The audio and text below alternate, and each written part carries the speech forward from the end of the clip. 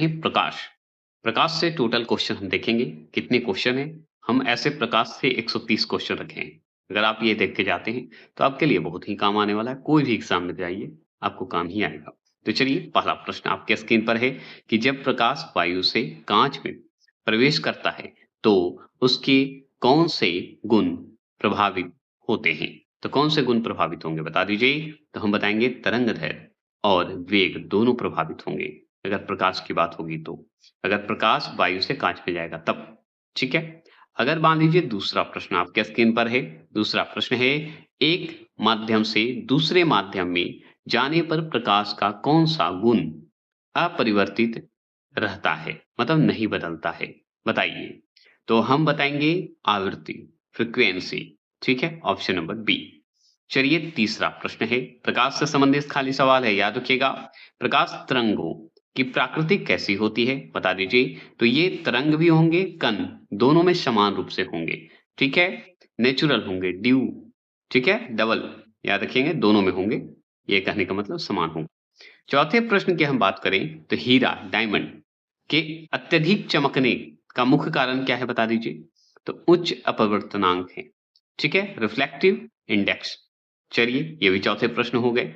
पांचवें प्रश्न बता दीजिए। पांचवा प्रश्न है, प्रकाश की गति, स्पीड ऑफ लाइट सबसे कम किस में होती है बता दीजिए? तो प्रकाश की गति अगर सबसे कम पूछे तो हम बता देंगे, क्या बताएँगे बताइए? तो हीरे में बता देंगे। किसमें? हीरे में बता देंगे। वैक्यूम में तो होता ही है, ध्वनि खाली वैक्यूम में नहीं होता। चलिए, यहाँ पे देखिए छठा प्रश्न है, निर्वात वैक्यूम में प्रकाश की चाल कितनी होती है? ये सब जो है थोड़ा-सा हटा दिया, डॉलर वाला चिन्ह जैसा है। तो इसमें बताइए, तो निर्वात में वैक्यूम में अगर पूछे तो हम बताएँगे 3। कितना? 3। और यहाँ पे देखिए हम लिख देते हैं बढ़िया से 3 इंटू, या देखिए 10 पे पावर 8 मीटर सेकंड बता देंगे, ठीक है? याद रखिएगा। ऐसे याद रखेंगे 3 इंटू 10 पे पावर 8 मीटर सेकंड। अब देखिए इसमें भी वही है। अब जल में बताइए प्रकाश का, ठीक है? अभी जैसे हम निर्वात में पढ़े कि 3 गुने 10 पे पावर 8 है मीटर सेकंड, उसी तरह अब इसमें बताइए, डॉलर वाला चिन्ह आ गया गलती से, हटा दीजिएगा। ठीक है, बताइए। तो जल में प्रकाश की चाल अगर पूछे, जल में, पानी में, तो इसमें अगर प्रकाश की चाल पूछ रहा है, तो हम बताएँगे कि 2.25 गुने 10 पे पावर 8 बता देंगे। मतलब ये वाला होगा, ऑप्शन नंबर ए होगा, ठीक है? टाइम्स हटा दीजिए इसमें, यहाँ पे ऐसे लिखाएगा, जो कि यहाँ पे लिखा नहीं पाया और नहीं हो पाया इसलिए। चलिए 8वां प्रश्न है, प्रकाश का रंग जो कलर ऑफ लाइट बोलते हैं, उसके किस गुण से निर्धारित होता है? तो प्रकाश का रंग उसके किस गुण से हम निर्धारित करते हैं? तो वेवलेंथ से करते हैं, तरंगदैर्घ्य से करते हैं, ठीक है? चलिए 9वां प्रश्न की बात करते हैं। 9वां प्रश्न है, सूर्य के प्रकाश को पृथ्वी तक पहुँचाने में लगभग कितना समय लगता है? बताइए। तो 8 मिनट 20 सेकंड लगता है, ये हम जानते हैं। 8.20 भी लिख सकते हैं, मतलब 20 लिख सकते हैं। अगर मान लीजिए 10वां प्रश्न पूछे, 10वां प्रश्न है, दृष्टिपटल पर जो है वस्तु का प्रतिबिंब किस प्रकार बनता है? तो दृष्टिपटल जो है रेटिना पर वस्तु का प्रतिबिंब जो है, इमेज जो है, किस प्रकार बनता है? तो हम बताएँगे वस्तु से छोटा और उल्टा बनता है। वस्तु से छोटा और उल्टा बनता है। क्या ये बात सत्य है? 10वां प्रश्न का बताइए। तो एकदम बात सत्य है, वस्तु से छोटा वो उल्टा बनता है। अगर मान लीजिए 11वां प्रश्न पूछते हैं आपसे, 11वां प्रश्न क्या है? सुन लीजिए। तो देखिए, वास्तविक प्रतिबिंब जो रियल इमेज होते हैं, कि प्रकृति कैसी होती है बताइए? ऑप्शन यहाँ एक है और यहाँ पे है, बताइए। तो वास्तविक अगर प्रतिबिंब है, रियल इमेज है, तो उसकी प्राकृतिक अगर पूछे, तो हम बताएँगे आभासीय प्रतिबिंब होता है, कि सदैव उल्टा होता है, तो सदैव उल्टा होता है, इसमें और कुछ नहीं, सदैव उल्टा होगा। ऑप्शन नंबर बी सही है। सदैव सीधा नहीं, सदैव उल्टा। अगर मान लीजिए 12वां प्रश्न की बात करें, किस प्रकार के प्रतिबिंब को पर्दे पर प्राप्त नहीं किया जा सकता है? बताइए। पर्दे पर प्राप्त नहीं किया जा सकता है, बता दीजिए। हम देखना चाहते हैं, तो 12वां प्रश्न का जवाब दीजिए। तो हम बताएँगे आभासीय प्रतिबिंब को हम जो है प्राप्त नहीं किया जा सकता है, याद रखिएगा स्क्रीन पर। 13वां प्रश्न की बात करें, 13वां प्रश्न क्या है? तो चंद्रमा से आने वाले पृथ्वी तक पहुँचने में कितना समय लेता है? 8 मिनट 20 सेकंड लेता है कि 2.5 सेकंड लेता है? ये तो सूर्य लेता है, ठीक है? अब बताइए चंद्रमा पूछ रहा है, तो हम बताएँगे 1.3 सेकंड लेता है। चलिए ये भी सही है। लगता है ये पीडीएफ लगता है दूसरा खुल गया, रुकिए एक पीडीएफ को चेंज कर देता हूँ। यही पीडीएफ है लेकिन लगता है थोड़ा-सा। चलिए प्रश्न की बात करेंगे। सूर्य का प्रकाश पृथ्वी तक किस रूप में पहुँचता है बताइए? किस रूप में पहुँचेगा? बता दीजिए, प्लीज़ कमेंट करिए और इन प्रश्न का जवाब दीजिए। तो हम बताएँगे ऊष्मा विकिरण के रूप में होगा। ऑप्शन नंबर यहाँ, देखिए थोड़ा-सा ये ऑप्शन 1 यहाँ हो गया है, ठीक है? ये ध्यान रखिएगा। 15वां प्रश्न की हम बात करें, 15वां प्रश्न है निर्वात में जो है प्रकाश का संचरण किस रूप में होता है? बताएँगे किस रूप में होगा? बताइए प्लीज़ कमेंट कीजिए। तो हम बताएँगे कि विद्युत चुम्बकीय तरंग में होगा। ऑप्शन नंबर बी इसका सही आंसर होगा। चलिए 16वां प्रश्न की बात करेंगे। 16वां प्रश्न क्या है? 16वां प्रश्न है वे वस्तु जिनका स्वयं का प्रकाश नहीं होता है, क्या कहलाता है? तो स्वयं का प्रकाश नहीं होगा तो क्या कहलाएँगे? वो कहलाएँगे अप्रदीप्त वस्तु कहलाएँगे, जो कि ऑप्शन नंबर बी दिख रहा होगा। और याद रखिएगा ग्रह का अपना कोई प्रकाश नहीं होता। ये आप जानते हैं कि नहीं? जैसे पृथ्वी का अपना प्रकाश नहीं है, सूर्य है। सूर्य से लेते हैं ना? 17वां प्रश्न है, किसी अपारदर्शी वस्तु का रंग जो है किस पर निर्भर करता है बता दीजिए? किस पर निर्भर करेगा? 17वां प्रश्न का जवाब दीजिए। तो ऑप्शन नंबर बी वह रंग जिसे वह परिवर्तित करती है।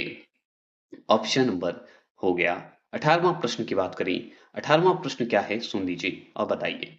18वां प्रश्न है आंख के वर्ण दर्शन, कलर विजन जिसे बोलते हैं, किसकी उपस्थिति से प्रभावित होता है? बताइए किससे, मतलब किसकी उपस्थिति से प्रभावित होता है? 18वां प्रश्न का जवाब देंगे तो ये शंकु कोशिकाओं से संबंधित है। ऑप्शन नंबर ए दिख रहा होगा। चलिए ये भी क्लियर हो गए। अब चलते हैं 19वां प्रश्न आ चुके हैं। टोटल 130 प्रश्न हैं, प्रकाश से संबंधित हैं। जितने भी प्रकाश से आते हैं सारे क्लियर होंगे। अब बात करते हैं तड़ित। तड़ित मतलब होता है लाइटिंग की चमक, जो बादल गरजते हैं ना उसी को कहते हैं तड़ित की चमक, उसकी गर्जन से पहले ही क्यों दिखाई दे जाती है? मतलब चमकने से पहले गर्जन आवाज सुनाई देती, तो क्यों ऐसा होता है? चमक पहले क्यों दिखाई देता है और गरजता बाद में क्यों है? बताइए। तो इसका कारण भी आपको बताना होगा। तो इसका कारण आप अच्छे से जानते हैं। प्रकाश की गति बहुत तीव्र होती है। ठीक है? ऑप्शन नंबर ए दिख रहा होगा। ठीक है? आगे चलेंगे 20वां प्रश्न की बात करेंगे। 20वां प्रश्न है किसी तारे का रंग क्या दर्शाता है? किसी तारे का रंग क्या दर्शाता है? प्लीज कमेंट करेंगे और बताएंगे। तो किसी तारे मतलब स्टार का रंग क्या दर्शाएगा? पृथ्वी से उसकी दूरी या उसके ताप क्या दर्शाएंगे? तो हम बताएंगे 20वां प्रश्न का उसके ताप को दर्शाता है, टेम्परेचर को दर्शाता है। Option number B. अगर इसी बात में 21 सवाल की बात करें, 21 सवाल है कि प्रकाश संश्लेषण फोटोसिंथेसिस की क्रिया में ऊर्जा का रूपांतरण किस प्रकार होता है? तो किस प्रकार होता है ये बता दीजिए। तो हम बताएंगे प्रकाश ऊर्जा के रासायनिक रूप में होता है। मतलब यहाँ पे बढ़िया से सुनिए, प्रकाश ऊर्जा से रासायनिक ऊर्जा में क्या होता है? रूपांतरित होता है। ये भी क्लियर हो गए। 22 सवाल आ गए आपके स्क्रीन पर। 22 को बताइए, यदि हरे पत्ते या पत्तों वाले पौधे को लाल प्रकाश में दिखाई देता है या दिखाया जाता है तो वह किस रंग का दिखाई देगा? बताइए। अगर हरा पत्ता आप लाइट में रखिए और वो लाल प्रकाश में रखिए तो कैसा दिखाई देगा? बता दीजिए। तो हम बताएंगे हरा जो है वो काला दिखाई देगा। ये तो हम जानते ही हैं। चलिए 23वां प्रश्न की बात करें। 23वां प्रश्न क्या है? तो सूर्य की जो है ऊर्जा का मुख्य स्रोत क्या है? तो सूर्य की ऊर्जा का मुख्य स्रोत अगर आप पूछे तो आपको जवाब देना ही होगा। क्या दीजिएगा? बता दीजिए। 23वां प्रश्न का जवाब दीजिए। परमाणु संलयन बताएंगे। परमाणु संलयन जो होता है ये सूर्य की ऊर्जा का मुख्य स्रोत है। देखिए एक नाभिकीय विखंडन होता है, एक नाभिकीय संलयन। तो नाभिकीय संलयन न होकर परमाणु जो है संलयन है तो कोई दिक्कत नहीं है। अगर मान लीजिए 24 सवाल आ गए, अगर पूछे वायुमंडल में प्रकाश के विचरण का प्रमुख कारण क्या है?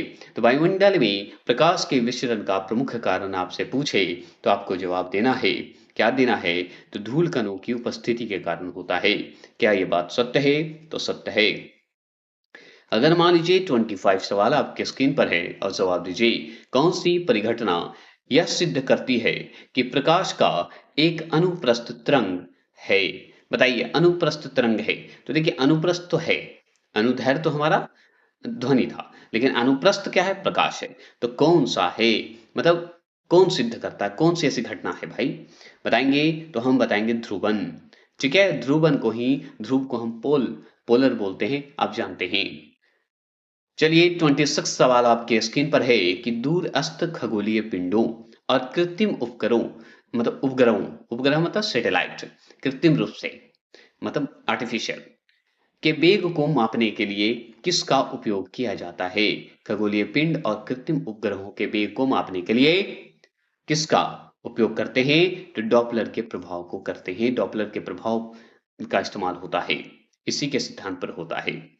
अगर मान लीजिए 27 क्वेश्चन नंबर पूछे, समान आंख के लिए स्पष्ट दृष्टि, क्लियर मतलब क्लियर विजन की न्यूनतम दूरी कितनी होती है? बता दीजिए। तो हम बताएंगे कि 25 सेमी होती है। क्या होती है? 25 सेमी होती है। 28 क्वेश्चन नंबर है कि सूर्य ग्रहण के समय सूर्य का कौन सा किरणें आंखों को क्षति पहुंचाती है? बता दीजिए। तो हम बताएंगे परावैंगनी किरणें बता देंगे।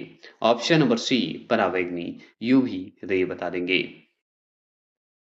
अगर मान लीजिए 29 सवाल की बात करें, 29 है जब चंद्रमा सूर्य तथा पृथ्वी के बीच आ जाता है तो इस स्थिति को क्या कहा मतलब क्या कहते हैं या क्या कहा जाता है?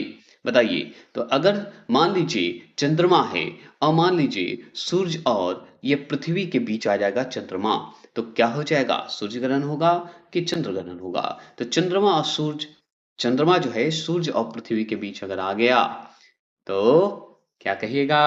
तो हम बोलेंगे सूर्य ग्रहण कहेंगे। अच्छा, तो ये चंद्र ग्रहण के बारे में बताइए। तो चंद्र ग्रहण याद रखिएगा हमेशा किस तिथि को घटित होता है? तो चंद्र ग्रहण जो है वो होता है पूर्णिमा के दिन। चंद्र ग्रहण पूर्णिमा के दिन, सूर्य ग्रहण अमावस के दिन, अमावस का दिन रहता है। चलिए 31 क्वेश्चन नंबर आ चुके हैं। 31 क्वेश्चन नंबर है कि वस्तु के त्रिविमीय मतलब 3D, त्रिविमीय मतलब 3D प्रतिरूप को अंकित तथा पुनरावृत्ति करने की तकनीकी को क्या कहते हैं या तकनीक को क्या कहते हैं? तो हम उसे होलोग्राफी कहते हैं। ऑप्शन नंबर सी होलोग्राफी कहते हैं। अगर मान लीजिए पूछे 32 क्वेश्चन नंबर, तो बताइए किस वैज्ञानिक ने वर्ष 1905 में 1905 में प्रकाश के क्वांटम सिद्धांत की व्याख्या की थी? तो क्वांटम सिद्धांत की व्याख्या की थी तो वो करने वाले और कोई नहीं, हमारे आइंस्टीन जी थे। ठीक है, अल्बर्ट आइंस्टीन। चलिए ये भी बात है। 33 के सवाल की बात करें, ऐसी किरणें जो सभी बिंदुओं पर परस्पर समान दूरी पर होती है तो क्या कहलाती है? बताइए। ऐसी किरणें जो सभी बिंदुओं पर परस्पर समान दूरी पर होता है क्या कहलाता है? समानांतर किरणें कहलाता है। ठीक है, क्या कहलाता है? समानांतर किरणें कहलाता है। 34 क्वेश्चन नंबर की बात करें, प्रकाश के संदर्भ में कनिका सिद्धांत जो होता है का प्रतिपादन किसने किया था? तो कनिका सिद्धांत किसने दिया था? प्लीज बता दीजिए। तो न्यूटन का नाम आता है। ऑप्शन नंबर बी होता है। अगर आपसे पूछे 35 सवाल है कि ऑप्टिकल फाइबर का प्रयोग मुख्यतः किस क्षेत्र में किया जाता है? तो सूचनाओं के संचार में किया जाता है, कम्युनिकेशन में किया जाता है ऑप्टिकल फाइबर का। है ना? समझ गए? गलत है कि सही है? सही है। अगर मान लीजिए 36 सवाल की बात करेंगे, आपके स्क्रीन पर है। तो 36 है किस रंग की जो है तरंगदैर्घ्य वेवलेंथ सबसे अधिक होती है? तो हम बताएंगे लाल का होता है। किसका होता है? रेड का होता है, लाल का होता है। अगर मान लीजिए 37 सवाल अगर आपसे पूछे कि समय के सूक्ष्म अंतर का सटीक रूप से मापन करने के लिए किस यंत्र का प्रयोग किया जाता है? बता दीजिए। तो क्वार्टज क्लॉक का किया जाता है। Option number B. अगर मान लीजिए 38 सवाल की बात करें, 38 प्रकाश तरंगों के जो है व्यक्तीकरण की खोज किसने की थी? बता दीजिए। तो प्रकाश तरंगों के व्यक्तीकरण की खोज किसने की थी? बता दीजिए। तो हम बताएंगे थॉमसन यंग ने की थी। किसने की थी? थॉमसन यंग ने किया था। ये बात ध्यान रखिएगा। अगर आपसे 39 सवाल की बात करें, 39 क्या है? सुदूर फोटो चित्रण में प्रकाश की कौन सी किरणें प्रयोग की जाती है? तो हम कौन सी प्रकाश की किरणें की जाती है? अवरक्त किरणें की जाती है, ये बात ध्यान रखिएगा। अगर मान लीजिए 40वां प्रश्न आपसे पूछे, 40वां प्रश्न क्या है? तो हम बताएंगे लैम्बर्ट के नियम किससे संबंधित है? तो लैम्बर्ट का नियम जो है प्रदीपन से संबंधित है, इल्यूमिनेशन, है ना? चलिए आगे चलेंगे और बात करेंगे 41 सवाल आ चुके हैं। 41 है कि ऑप्टिकल फाइबर किस सिद्धांत पर कार्य करता है? बता दीजिए। तो प्रकाश का पूर्ण आंतरिक परिवर्तन पर करता है ऑप्टिकल फाइबर। क्या ये बात सही है? तो सही है। 42 की बात करेंगे। 42 सवाल क्या है सुनिए। 42 है कि ऐसे काल्पनिक कण जिनकी गति प्रकाश की गति से अधिक होती है क्या कहलाते हैं? अगर ऐसे काल्पनिक कण जिनकी गति प्रकाश की गति से अधिक होता है क्या कहलाता है? तो टैची यान कहलाता है। क्या कहते हैं? टैची वान कहते हैं। अगर मान लीजिए आपसे पूछते 43 सवाल कि जब कोई व्यक्ति दर्पण के सामने अपना दायां हाथ हिलाता है तो प्रतिबिंब के में जो है बायां हाथ हिलता प्रतीत होता है। सही बात है। लेफ्ट हिलाए तो राइट दिखेगा, राइट हिलाए तो लेफ्ट दिखेगा, है ना? प्रतिबिंब मतलब आईना में। तो इस परिघटना को हम क्या कहेंगे? ऐसी घटनाओं को हम क्या कहते हैं? पारस्व परिवर्तन कहते हैं। क्या कहते हैं? पारस्व परिवर्तन कहते हैं। याद रखिएगा। चलिए 44 क्वेश्चन नंबर आ चुके हैं। 44 है कि दो समानांतर दर्पण पैरेलल रूप से एक मिरर ले लीजिए, मतलब आईना ले लीजिए। उसके मध्य रखी गई वस्तु के जो है कितने प्रतिबिंब निर्मित होंगे? अगर दो समानांतर है तो हम बता दें इसके बीच की जो वस्तु है अनंत होगा, अनंत, इन्फिनिटिव होगा, इसमें कोई सीमा नहीं होगा। दिखेगा, बहुत सारा दिखेगा।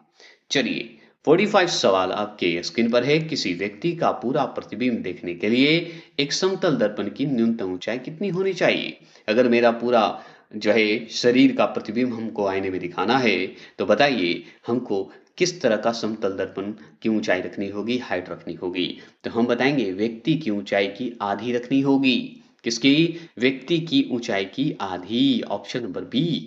अच्छा 46 सवाल आ चुके हैं आपके स्क्रीन पर। बता दीजिए कि दाढ़ी बनाने के लिए किस प्रकार के दर्पण का प्रयोग किया जाता है? तो दाढ़ी बनाना है तो अवतल दर्पण का इस्तेमाल कीजिए और क्या करिएगा? कैन कैव मिरर का इस्तेमाल करेंगे। चलिए 47 सवाल आ चुके हैं। कितने फास्ट चल रहा हूँ ये आप भी जानते हैं। अभी ध्वनि का वीडियो चला है, अभी मैंने मात्रक और राशि का डाला है और अभी जस्ट ही प्रकाश का डाल रहा हूँ। इसके बाद कोशिश करूंगा कि गुरुत्वाकर्षण को भी कर दूं, लेकिन जब तक संभव है होगा। और 5 तारीख के बाद से 6 को 6, 7, 8 जो है 8 तारीख तक जो है आपका केमिस्ट्री खत्म हो जाएगा। तो याद रखिएगा केमिस्ट्री का नया नेक्स्ट जो है आ रहा है महा मैराथन आने वाला है और वो आ रहा है धातु अधातु से। तैयार रहेंगे? बताइए खोजी मतलब खोज बत्ती मतलब सर्च लाइट, ठीक है, में कौन सा दर्पण प्रयुक्त होता है? सर्च लाइट में कौन सा दर्पण लगता है भाई बताइए? तो हम बताएंगे अवतल दर्पण लगता है इसमें भी, ठीक है। कैन कैप मिरर लगेंगे। चलिए 48 सवाल आ गए आपके स्क्रीन पर। 48 है कि जूम लेंस की जो है मुख्य विशेषता क्या होती है? जूम लेंस की तो हम बताएंगे परिवर्तित फोकस दूरी होती है। तो यहाँ पे कहाँ पे लगाएंगे? यह एक परिवर्तित फोकस दूरी वाला लेंस है, ऑप्शन नंबर बी। अच्छा 49 सवाल आपके स्क्रीन पर है। 49 है कि इसमें से 3 दिख रहा है, यहाँ पे 4 है तो दिखा दूंगा स्क्रीन पर। आगे ध्यान रखिए, 3 ही ऑप्शन देखिए, उसके बाद देखूंगा। तो आगे देखेंगे प्रकाश तरंग तरंगों के व्यक्तीकरण की खोज किस वैज्ञानिक ने की थी? तो हम बताएंगे थॉमसन यंग ने की थी। ये बात तो हम जानते हैं। और एक हबल दिया हुआ है इसमें ऑप्शन, तो डी था ही ना, तो इसलिए हटा दिया उसको। चलिए 50वां प्रश्न बताएंगे। 50वां प्रश्न है पीली रोशनी में एक गहरी नीली वस्तु किस रंग की दिखाई देती है या किस रंग की दिखाई देगी? तो हम बताएंगे पीली वस्तु में काली ही दिखाई देगी। क्या देगा? काला। याद रखिएगा। 51 प्रश्न है एक समतल दर्पण की वक्रता त्रिज्या कितनी होती है? बता देंगे। तो हम बताएंगे अनंत होती है, इन्फिनिटिव होती है। ऑप्शन नंबर डी आपका सही है। चलिए आगे चलते हैं। 52 प्रश्न आपके स्क्रीन पर है। बताइए सूर्य से आने वाली प्रकाश किरणों को जो है किस दर्पण की सहायता से एक बिंदु पर केंद्रित किया जा सकता है? सॉरी, किया जा सकता है। तो वो है अवतल दर्पण। बताइए। वो है अवतल दर्पण, ऑप्शन नंबर बी। चलिए 53 क्वेश्चन नंबर आ चुके हैं। बताएंगे, जब कोई प्रकाश तरंग किसी दर्पण से परिवर्तित होती है तो उसके किस गुण में जो है परिवर्तन आता है? तो किस गुण में परिवर्तन आएगा? आयाम में परिवर्तन आएगा। समझ गए? अगर मान लीजिए जब कोई प्रकाश तरंग किसी दर्पण से परिवर्तित होती है तो उसके किस गुण में परिवर्तन आता है? आयाम में परिवर्तन आता है। ये बात हमेशा ध्यान रखिएगा। 53 हो चुके हैं, 54 सवाल आपके स्क्रीन पर। 54 क्या है कि समतल दर्पण पर अभिलंबवत मतलब वर्टिकली रूप से आपतित होने पर, तो वहां पे होने पर होने वाली किरणों के लिए या किरण के लिए प्रवर्तन कोण का मान कितना होता है? तो प्रवर्तन कोण का मान कितना होगा, ये डायरेक्ट सवाल बताइए। तो हम बताएंगे कि भाई ये जो होते हैं, ये होते हैं आपके 54 का डी होता है। शून्य हो जाते हैं, 0 हो जाते हैं। चलिए 55 सवाल की बात करें। 55 सवाल है कि किसी वस्तु का आवर्धी और आभासीय प्रतिबिंब प्राप्त करने के लिए किस दर्पण का प्रयोग किया जाता है? तो हम बताएंगे अवतल दर्पण का प्रयोग किया जाता है, कॉनकेव मिरर का प्रयोग किया जाता है। अगर आपसे पूछते कि बहुदर्शीय और पारदर्शी जो होते हैं में किस प्रकार के दर्पण का उपयोग किया जाता है, बता सकते हैं तो बता दीजिए। तो हम बताएंगे 56 का समतल दर्पण बता देंगे। ये भी क्लियर हो गए। अगर आ जाइए 57 सवाल आ गए प्रकाश से कि सौर भट्टी जो सोलर जो होते हैं भट्टी में सूर्य के प्रकाश को केंद्रित करने के लिए कौन सा दर्पण हम जो है इस्तेमाल करते हैं, प्रयुक्त करते हैं? तो इसके लिए भी अवतल दर्पण का इस्तेमाल हम लोग करते ही हैं। कॉनकेव मिरर का इस्तेमाल करते हैं, है ना, दर्पण का इस्तेमाल करते हैं। अगर मान लीजिए 58 सवाल है कि टॉर्च और वाहनों के हेडलाइट में किस दर्पण का प्रयोग किया जाता है? तो टॉर्च हो या वाहन के हेडलाइट जो होते हैं, गाड़ी के हेडलाइट, उसमें क्या यूज करते हैं? तो अवतल दर्पण का ही इस्तेमाल करते हैं। ये भी समझ गए। अगर आपसे पूछे 59 सवाल की बात करेंगे, स्ट्रीट जो लैंप होते हैं या सड़क की रोशनी में जो है किन दर्पणों का प्रयोग किया जाता है? तो सड़क में जो लाइट लगाए जाते हैं उसमें कौन सी दर्पण लगाई जाती है, बता दीजिए। तो हम बताएंगे उत्तल दर्पण, कन्वेक्स मिरर लगाते हैं। ये बात भी समझ गए। 60वें प्रश्न की बात करें। 60वां प्रश्न है दूरदृष्टि दोष होने की स्थिति में वस्तु का प्रतिबिंब कहाँ बनता है? बताइए। अगर दूरदृष्टि है और बताएंगे होने वाली अगर है स्थिति में तो वस्तु का प्रतिबिंब कहाँ बनेगा? रेटिना के आगे के पीछे, बता दीजिए। 60वां प्रश्न का जवाब देंगे तो रेटिना के पीछे बनता है। समझ गए? ऑप्शन नंबर सी रेटिना के पीछे बनता है। 61 प्रश्न की बात करें, एक आंख की अपेक्षा दोनों आंखों से देखना अधिक स्पष्ट होता है, इसका मुख्य कारण क्या है? बता दीजिए। तो हम बताएंगे इसका मुख्य कारण यही है कि दूर और गहराई का सही अनुमान लगता है। तो इससे वस्तु की दूरी और गहराई का सही अनुमान लगाना, ये हो गया ऑप्शन नंबर बी सही। याद रखिएगा, इसका मैंने वन लाइनर भी और जितने भी हम प्रकाश का पढ़ाए हैं सब मैंने डिटेल और वन लाइनर के साथ बताया है। अब याद रखिएगा कि जो मैं पढ़ा रहा हूँ ये इसलिए फास्ट पढ़ा रहा हूँ क्योंकि हमको जल्द खत्म करना है फिजिक्स केमिस्ट्री का एमसीक्यू।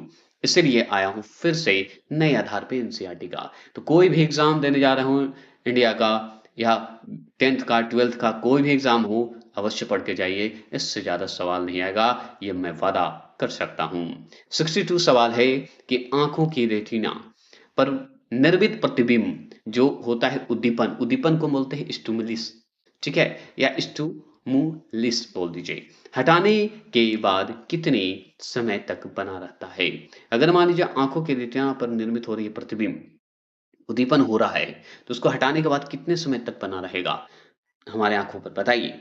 तो हम बताएंगे 1/16 सेकंड तक बना रहता है। ये भी क्लियर हो गए।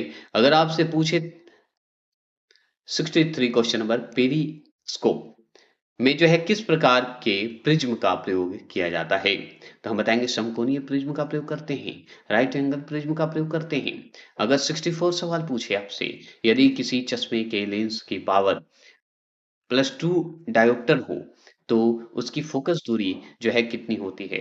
उसकी फोकस दूरी कितनी होगी? तो हम बताएंगे 0.5 मीटर होती है। चलिए, अब देखिए आ चुके हैं हम लोग 64, 65 क्वेश्चन नंबर आ गए। 65 क्वेश्चन नंबर क्या है कि आंख, नाक, कान और गले के डॉक्टर अंगों जो होते हैं ईएनटी के जो स्पेशलिस्ट होते हैं, डॉक्टर जो होते हैं, आंतरिक भागों को देखने के लिए किस दर्पण का प्रयोग करते हैं? डायरेक्ट सवाल यही है। बता दीजिए किस सवाल का बताइएगा, डायरेक्ट बताइए क्या होगा आंसर इसका। प्लीज़ बताइए। तो अवतल दर्पण का इस्तेमाल करते हैं, कॉनकेव मिरर का इस्तेमाल करते हैं। चलिए 66 प्रश्न आ चुके हैं हम लोग। सोलर कुकर में जो है अधिक सौर ऊर्जा प्रवाहित करने के लिए जो है किस दर्पण की सहायता ली जाती है? बता दीजिए। तो अवतल दर्पण का सहायता लिया जाता है, कॉनकेव मिरर का। चलिएगा 67 सवाल आ चुके हैं कि वाहनों में जो है चालक सीट के बगल में जो है किस दर्पण का उपयोग किया जाता है? जो गाड़ी चलाते हैं चालक, उनके बगल में जो है मिरर लगाया जाता है, आईना लगाया जाता है, तो किस दर्पण का होता है? किसका इस्तेमाल होता है? बता देंगे। तो हम बताएंगे उत्तल दर्पण का इस्तेमाल करते हैं। ये कौन नहीं जानता है? कॉनकेव जो है इस्तेमाल करते हैं। कन्वेक्स होता है, कॉनकेव नहीं, कन्वेक्स उत्तल दर्पण। चलिए 68 है परावर्तक दूरबीन बनने में किस दर्पण का उपयोग किया जाता है? बता दीजिए। प्लीज कमेंट करेंगे और बता देंगे। तो 68 का सवाल है ऑप्शन नंबर ए अवतल दर्पण। अच्छा 69 सवाल आ चुके हैं हम लोग। बताइए उत्तल दर्पण का प्रयोग सड़कों पर लगे परावर्तक लैंपों में क्यों किया जाता है? बता दीजिए। उत्तल दर्पण का प्रयोग सड़कों पर लगे परावर्तक लैंपों में क्यों किया जाता है? प्लीज कमेंट करेंगे 69 का। तो हम बताएंगे कि ऑप्शन नंबर बी, यह प्रकाश को अपसरित फैलाने या फैलाने या अपसरित करने का गुण रखता है, या फैलाने का गुण रखता है ना? फैलाने का गुण रखता है। चलिए 70 प्रश्न है दर्पणों में सभी दूरियां हैं कहाँ से जो है मापी जाती है? तो दर्पणों के सभी दूरियां जो होती है वो कहाँ से मापते हैं? किस जगह से? तो ध्रुव से मापेंगे ना जी, उनके ध्रुव से मापेंगे, पोल से मापेंगे। अच्छा 71 सवाल आपके स्क्रीन पर। बताएंगे पढ़ने में काम आने वाले दर्पण जो कि चश्मे जिसे बोलते हैं में कौन सा लेंस लगाया जाता है? तो उत्तल लेंस लगाते हैं, कन्वेक्स लेंस लगाते हैं। ऑप्शन नंबर बी, है ना? चलिए 71 क्लियर। आ जाइए 72 सवाल आपके स्क्रीन पर। 72 है कि लेंस की क्षमता, पावर ऑफ लेंस को मापने की इकाई क्या है? डायोप्टर है। क्या है? डायोप्टर है। 73 सवाल आपके स्क्रीन पर। 73 है धूप के चश्मे की क्षमता कितनी होती है? तो धूप के चश्मे की क्षमता अगर आपसे पूछे ना, तो आपको बताना है कि शून्य डायोप्टर होता है। कितना होता है? शून्य डायोप्टर होता है। अच्छा चलिए हमें बताइए 74 का सवाल कि जल में वायु का बुलबुला किस प्रकार के लेंस की तरह व्यवहार करता है? तो अवतल लेंस की तरह व्यवहार करता है, कॉनकेव लेंस की तरह व्यवहार करेगा। अच्छा एक सवाल और 75वां सवाल बताइए कि जो कैमरे कैमरे में किस प्रकार के लेंस का उपयोग करते हैं हम लोग? कैमरे में बताइए 75। तो उत्तल लेंस का इस्तेमाल करते हैं, कन्वेक्स लेंस का इस्तेमाल करेंगे। चलिए और बताइए, और बताएंगे मैग्नीफाइंग ग्लास मैग्नीफाइंग ग्लास के रूप में किस लेंस का प्रयोग किया जाता है? तो अभिसारी लेंस का प्रयोग करते हैं, मतलब उत्तल लेंस का प्रयोग करते हैं। कन्वेक्स वही होता है, उत्तल लेंस को ही अभिसारी और अवतल लेंस को अपसारी, ऐसे याद रखिएगा, है ना? चलिए 77 क्वेश्चन नंबर है परंपरागत कैमरे में किस भाग की तुलना जो है आंखों के रेटिना से की जाती है? बताइए। Film. Option number C film. सही है? सही है। चलिए 78 क्वेश्चन नंबर आ चुके हैं हम आपके स्क्रीन पर। 78 की बात करेंगे। देखिए 78 क्या है कि जब कोई व्यक्ति केवल नजदीक की वस्तुओं को ही देख पाए तो इस स्थिति को क्या कहते हैं? निकट दृष्टि दोष देखते हैं। अगर जब कोई वस्तु केवल नजदीक की वस्तु देखता है तो उसे हम निकट दृष्टि दोष कहते हैं। अगर दूर दृष्टि की बात करेंगे तो दूर दृष्टि वाली अगर बात करें कि दूर दृष्टि के निवारण के लिए हम किस लेंस का प्रयोग करेंगे, तो उत्तल लेंस का प्रयोग करेंगे दूर के लिए, और नजदीक के लिए अवतल लेंस का प्रयोग करेंगे। अगर मान लीजिए पूछते 80 प्रश्न है उत्तल लेंस से प्रतिबिंब कुल कितनी स्थितियों में बनता है? तो हम बताएंगे इसके बारे में 6 स्थितियों में बनता है। Option number C. अच्छा 81 सवाल है कि मध्यरात्रि में जो है मध्यरात्रि के सूर्य का क्या अर्थ है? मिडनाइट सन को हम क्या कहते हैं? तो इसका कारण यह है कि सूर्य का ध्रुवीय वृत्त, पोलर जो सर्कल होते हैं, सर्कल में देर तक चमकना, इसी को कहते हैं हम लोग मिडनाइट सन। चलिए 82 सवाल। 82 है कि विमानों में इस्तेमाल होने वाला ब्लैक बॉक्स नारंगी रंग का क्यों बनाया जाता है? बताइए। क्योंकि नारंगी रंग का प्रकीर्णन, ठीक है, स्कैटरिंग बहुत कम होता है और यह दूर से ही आसानी से दिखाई दे देता है। समझ गए? ये हो गए 82 का सवाल आपके पास से। ओह! 82 का तो आंसर इसमें मतलब क्वेश्चन में पीडीएफ में गायब हो गया है। चलिए 80 प्रश्न की बात सॉरी 83वां प्रश्न है कि रेगिस्तान में मृग मृग मरीचिका जिसे मिरेज बोलते हैं या मिराज बोलते हैं का बनना किस परिघटना का उदाहरण है? तो प्रकाश के पूर्ण आंतरिक परिवर्तन का है। क्यों? क्योंकि हमको आगे दिखेगा कि वहां पे चमक रहा है, वहां पे पानी है, जाइएगा तो पानी नहीं दिखेगा। यही बात है। अगर मान लीजिए 84 सवाल की बात करें तो 36 मतलब हॉरिजन, ठीक है, के समीप सूरज एवं चंद्रमा के दीर्घवृत्ताकार दिखाई देने का क्या कारण है? तो प्रकाश का अपवर्तन है, रिफ्लेक्शन। अगर मान लीजिए 85 सवाल आपसे पूछे वास्तविक सूर्योदय से कुछ समय पहले ही सूर्य क्यों दिखाई देने लगता है? बताएंगे तो प्रकाश के अपवर्तन के कारण दिखाई देता है। समझ गए? अगर मान लीजिए 86 सवाल पूछे खतरे के संकेत डेंजर सिग्नल के लिए लाल प्रकाश का प्रयोग क्यों किया जाता है? क्योंकि लाल रंग का प्रकीर्णन जो होता है, स्कैटरिंग जो होता है, सबसे कम होता है, इसीलिए इस्तेमाल किया जाता है। 87 सवाल की बात करेंगे, साबुन के पतले झाग में चमकदार रंग की घटना के कारण दिखाई देता है। तो किस घटना के कारण दिखाई देता है? तो बहुलित परावर्तन और व्यक्तीकरण के कारण दिखाई देता है।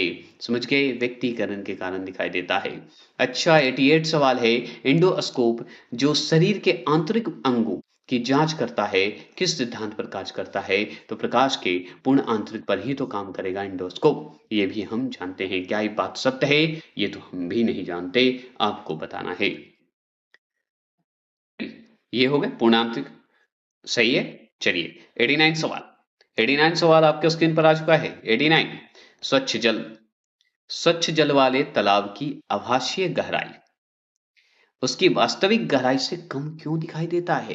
क्योंकि प्रकाश के अपवर्तन के कारण दिखता है, रिफ्लेक्शन के कारण दिखाई देता है। समझ गए? चलिए आगे चलेंगे। 90 प्रश्न की बात करें। 90 प्रश्न है सीडी। सीडी से ध्वनि के पुनः उत्पादन पुनः उत्पादन करिए या पुनरुत्पादन, ठीक है, के लिए किसका प्रयोग किया जाता है? तो लेजर बीम का इस्तेमाल करते हैं। समझ गए? ध्वनि के लिए। आ जाइए 91 सवाल आज आ गया आपके स्क्रीन पर। बताइए कि हीरे के अत्यधिक चमकने के पीछे कौन सी प्रमुख प्रकाशीय परिघटना उत्तरदायी है? तो पूर्ण आंतरिक परिवर्तन है। समझ गए? ये भी क्लियर। 92 सवाल क्या है सुन। 92 है कुहासे में जो है वस्तुएं साफ न दिखाई देने का क्या कारण है? तो हम बताएंगे पानी की बूंदों के कारण प्रकाश का पूर्ण आंतरिक परिवर्तन होना। ये हो गए। अगर 93 सवाल की बात करें कि शरीर के आमाशय एवं अन्य आंतरिक अंगों की जांच करने वाली तक जो तकनीक है एंडोस्कोप किस पर आधारित है? तो हम बताएंगे ये पूर्ण आंतरिक परिवर्तन पर है। यही सवाल को खाली घुमा दिया 93 में। 94 क्वेश्चन नंबर आ चुके हैं। 94 है कि तारे जो हैं आकाश में अपनी वास्तविक ऊंचाई से अधिक ऊंचे क्यों प्रतीत होते हैं? बता दीजिए। तो हम बताएंगे 94 का सवाल है कि वायुमंडलीय अपवर्तन के कारण दिखाई देते हैं। समझ गए? चलिए ये बात हो गई। 95 सवाल आपके स्क्रीन पर है कि कांच से वायु में प्रवेश करते समय किस रंग के किरणों के लिए क्रांतिक कोण न्यूनतम होगा? बताइए। न्यूनतम होगा, बता दीजिए। तो हम बताएंगे 95 का सवाल है डी, वैग्नी। ठीक है, डी वैग्नी होगा। अगर मान लीजिए 96 सवाल आपसे पूछे दूरबीन के तारों के प्रतिबिंब तीक्ष्ण बिंदुओं के बजाय अस्पष्ट धब्बों की तरह क्यों दिखाई देता है? ये बता सकते हैं। मतलब स्पष्ट ना दिखाता है, बताइए। तो इसका कारण हम भी जानते हैं, प्रकाश के विवर्तन के कारण होता है, ये हम जानते हैं। 97 सवाल की हम बात करेंगे। तो 97 सवाल यहाँ पे देखिए कि चंद्रमा और अन्य ग्रह जो होते हैं तारों की तुलना में पृथ्वी अधिक से अधिक स्पष्ट और लगातार क्यों दिखाई देता है? मतलब चंद्रमा और अन्य ग्रह जो तारे हैं, तारों की तुलना में, स्टार के मतलब चंद्रमा ग्रह की तुलना में, ठीक है, तारों की तुलना में अधिक से अधिक स्पष्ट। यहाँ पे इसे हम बढ़िया से थोड़ा कर देते हैं, है ना? देखिए, चंद्रमा है, अन्य है और तारों की तुलना में पूछ रहा है, पृथ्वी से अधिक स्पष्ट और लगातार क्यों दिखाई देता है, ये बताना है। क्योंकि वे पृथ्वी के बहुत समीप और आँखों पर बड़ा जो है दर्शन कोण बनाते हैं, इसलिए दिखते हैं। ठीक है? चलिए, आगे चलेंगे। 98 सवाल है। 98 है कि किसी पदार्थ के अणुओं द्वारा किसी विशेष रंग की प्रकाश ऊर्जा को अवशोषित कर पुनः उत्सर्जित करने की क्रिया क्या कहलाती है? तो प्रकाश का प्रकीर्णन कहलाता है। क्या कहलाता है? प्रकाश का प्रकीर्णन कहलाता है। 99 सवाल है कि सूर्य के अस्त होते समय सूर्य लाल रंग का क्यों दिखाई पड़ता है? बता दीजिए। तो हम बताएंगे प्रकाश के प्रकीर्णन के कारण दिखाई देता है। चलिए, ये भी हो गए। 100वां प्रश्न क्या है? सुनिए। जब एक कॉम्पैक्ट डिस्क को सूर्य के प्रकाश में देखा जाता है, तो उसमें इंद्रधनुष के समान रंग दिखने का क्या कारण है? तो हम बताएंगे अपवर्तन, विवर्तन और परागमन की परिघटना, यही है। ठीक है? और भी सवाल हैं जो कि आप यहाँ से देखते जाइएगा। 130 क्वेश्चन हम बाद में करवा देंगे। अभी तत्काल इतना ही रखते हैं। आपका लगभग जो है प्रकाश से सवाल जो आएँगे वो क्लियर हो जाएँगे। ठीक है? चलिए, तो फिर मिलते हैं नेक्स्ट वीडियो में और कल से मिलेंगे केमिस्ट्री के साथ। आज के लिए जितना संभवतः हम देना था दे दिया। अब फिजिक्स का जो बचा हुआ हिस्सा है हम बाद में करवा देंगे, 8 तारीख के बाद से करवा देंगे। तब तक 8 तक हम केमिस्ट्री का करवा दूँगा। ठीक है? चलिए, फिर मिलते हैं। जय हिंद, जय भारत।